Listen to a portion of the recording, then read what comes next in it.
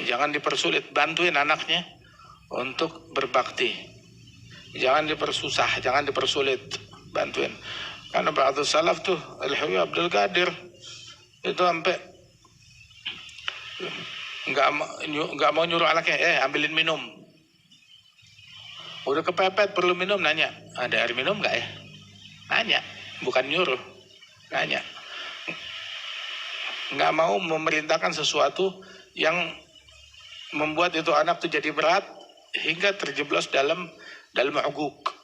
Hatta urusan minta minum nggak mau minta.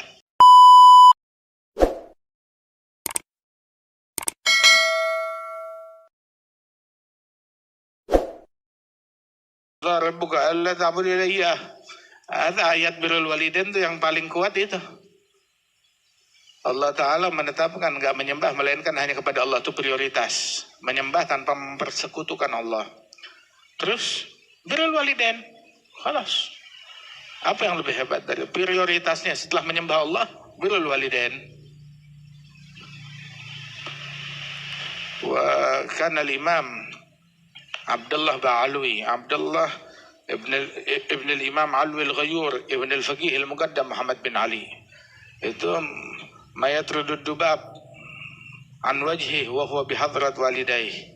Enggak berani mengusir lalat dari wajahnya saat dia berada di hadapan ibu bapaknya. Bahkan enggak berani jalan ngebelakangin ibu bapaknya. Kalau ada di satu ruangan sama ibu bapaknya itu jalannya mundur. Jalannya mundur. Subhanallah. Yaqul ba'dhu salaf masyi amama al-walidain hadza yuqassirul umur. Jalan di depannya orang tua tuh, di depan ibu bapak, jalan di depan mereka itu bikin pendek umurnya pendek. Illa li gharab, kecuali karena suatu hal, nonton atau buka jalan atau apa. Illa masyi amama al-walidain hadza yuqassirul umur. Wa kadzalik sekarang Sayyidina Al-Habib Hamid bin Umar begitu. Nah sekarang orang depan orang tua main HP. Orang dulu hatta ngusir lalat gak berani. Saking sibuk. Mulai dari mata, telinga, pikiran, hati. Semuanya fokus buat walidain, buat orang tua. Fokus 100% buat orang tua. Oh, ini main HP lagi. Depan orang kif. Kata Fil Bukhari ada orang tuh bertawassul dengan amalan yang paling afdal yang dia punya. Ada 3 orang.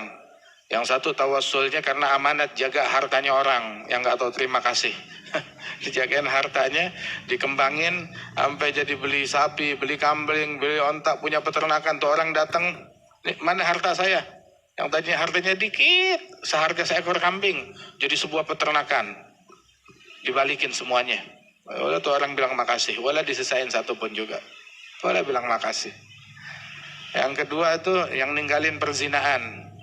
Dia ninggalkan perzinahan kepada wanita yang dia idam-idamkan, dia tinggalkan perzinahan. Yang satu lagi itu mempan tawassulnya dia, yang diandalkan amalan paling afdal yang dia punya apa? Dia tidak makan sebelum ibu bapaknya makan. Satu kali tuh datang ke rumah, dia bawain makanan buat ibu bapaknya. Ibu bapaknya udah makan, udah nyolek tuh makanan, baru dia makan. Satu kali terlambat, datang ibu bapaknya udah tidur. Anaknya kelaparan, istrinya kelaparan. Bilang nggak bisa, dibangunin ibu bapakmu. Nggak, jangan dibangunin. Nggak berani ngebangunin orang tuanya. Dan juga nggak mau makan sebelum mereka. Anak istrinya nangis kelaparan, biarin. Sampai tuh makanan tuh dipegang di atas kepalanya dia.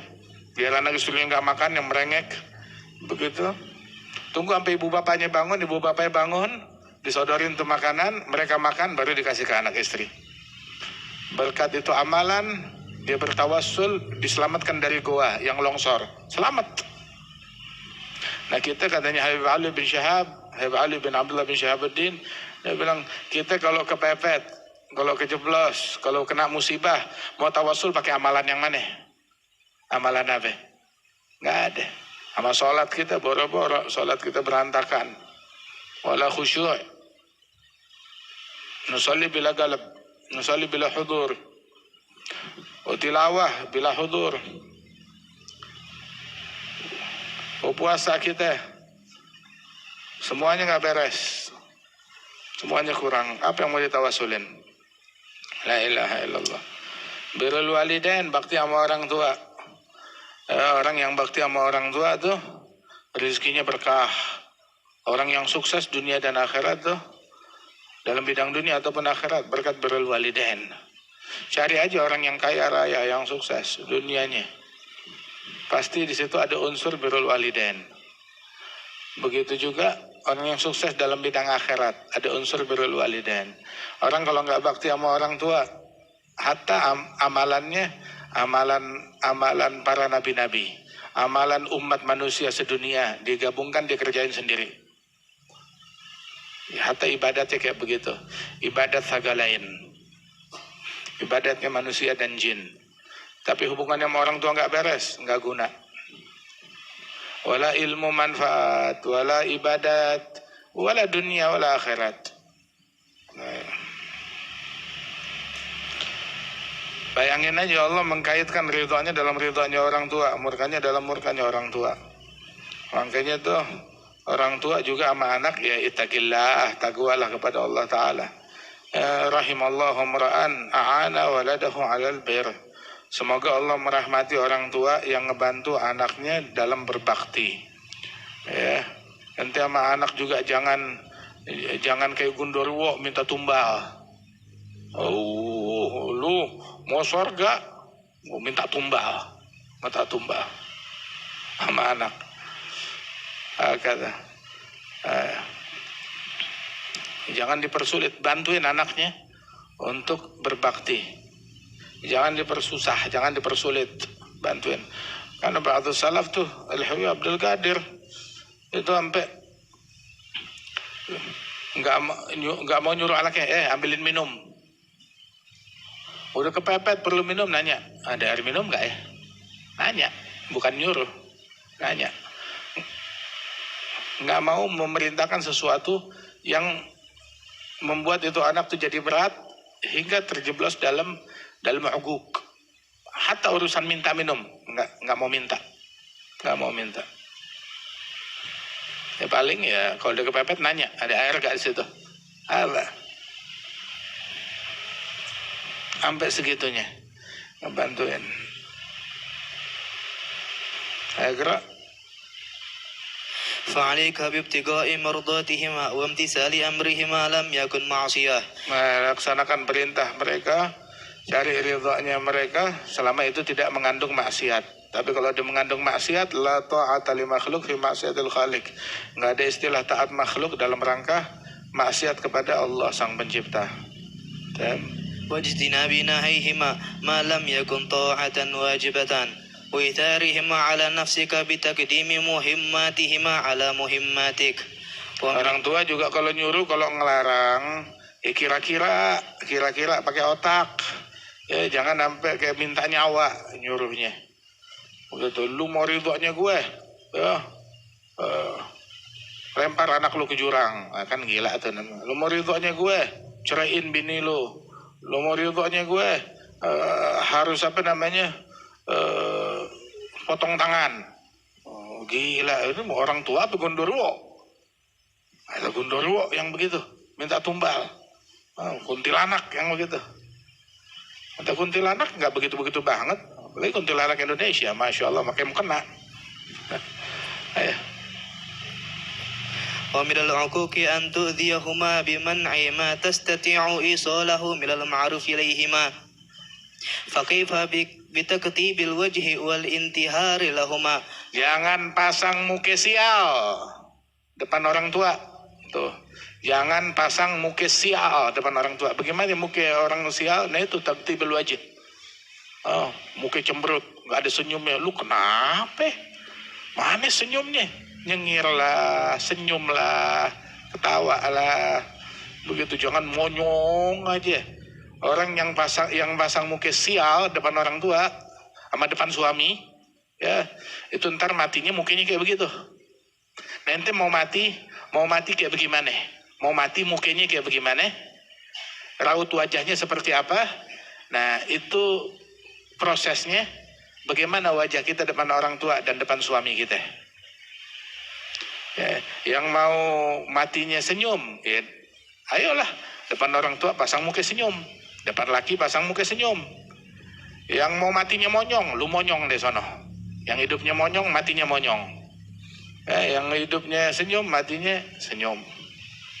Atau kenapa pasang muka, mimik wajah linar? Wah, linar tuh mukanya nggak ada senyum. Wujuh yawmaidzin basirah tazunnu ayyuf'ala biha faqirah. Muka merengut. Dia berkeyakinan gue sial. Apa sih itu? Muka sial, muka merengut, muka sial. Jadilah itu muka wujuh yawmaidzin nadhirah ila rabbiha nadhirah. Wajah yang ceria, wajah begitu yang kelak akan menatap kepada Allah Subhanahu wa taala. Halo, jangan cemberut, jangan merengut.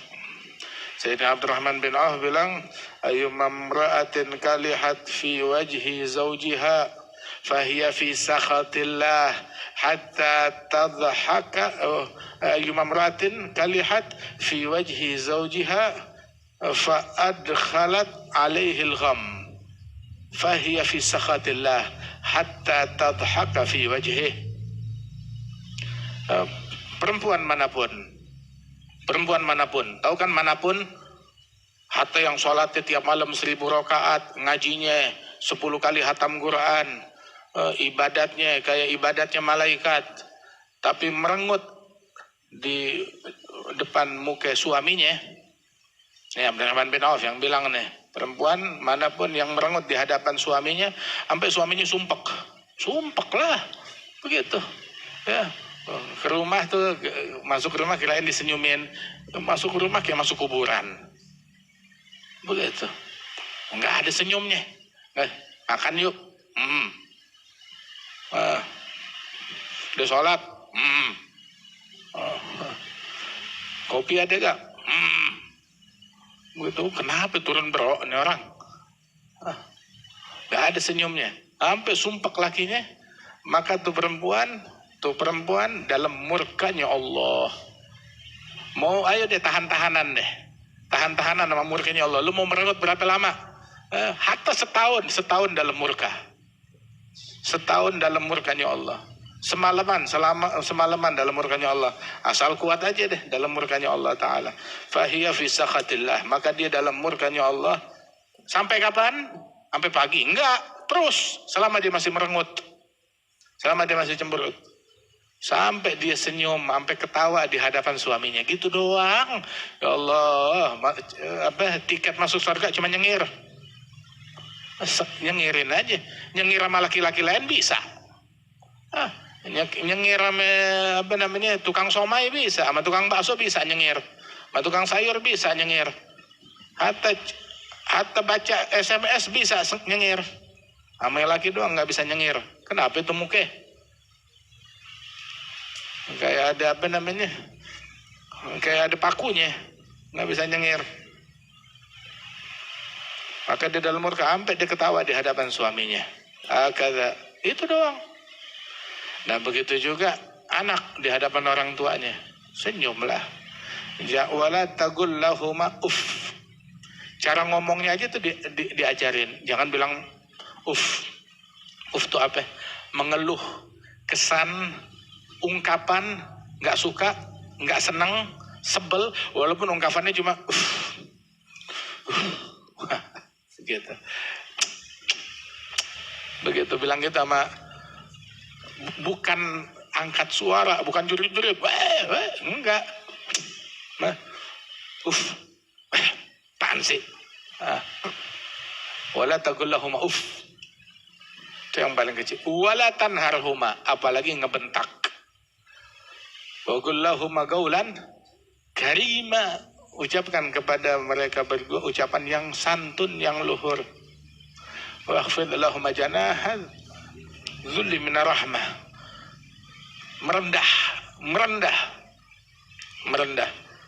Merendah kayak bagaimana? Nah, kayak lagi ente di pesawat first class, begitu, itu sampai orang tuh merendah. Makan apa, Pak? Minum apa, Pak? Begitu, paham kan? Masuk kan? Begitu. Hakada. Nanti sama orang tua begitu merendah. Turunin dikit tuh pundak. Turunin dikit tuh kepala. Merendah. Merendah. Fudlahum janah dhulli min rahmah. Rahmat. Motivasinya karena kasih sayang. Karena cinta. Wa qur rabbirhamhuma kama rabbayani. Minta ya Allah rahmati mereka sebagaimana mereka menyayangi aku tatkala aku masih kecil. Kata, wah, deh cukup kurang, lanjut lagi besok. Ayo gerak.